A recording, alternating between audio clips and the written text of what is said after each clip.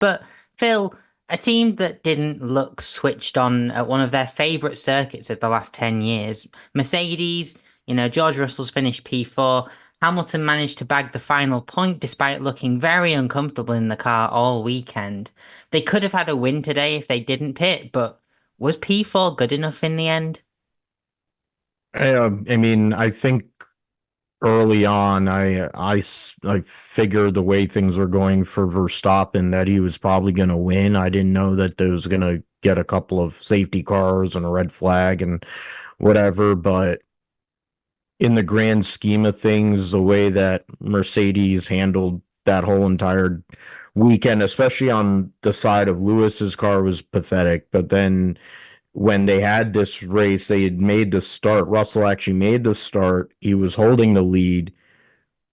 If you're going to pit, at least I mean, they made that decision when the conditions were the worst, and you saw that everybody that stayed out, of course, finished ahead of you.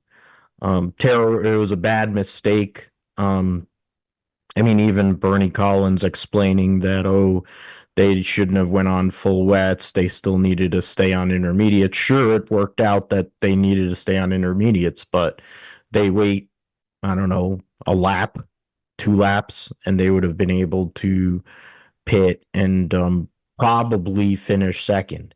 So they lost out on points. Granted, they're not going anywhere in the Constructors' Championship.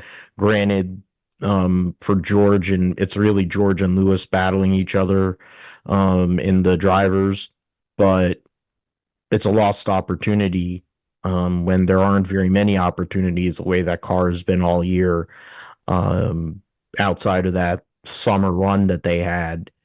Um, it was just a waste of a weekend, really.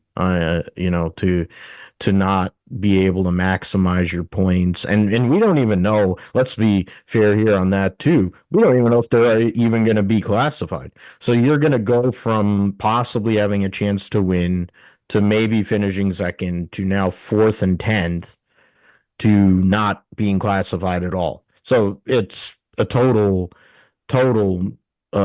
mess, and it kind of is what the last 3 years have been of Mercedes, and I think what will be moving forward. This is more of what this team is going to be like, and so I mean, whatever they want to think or believe, but that this is just.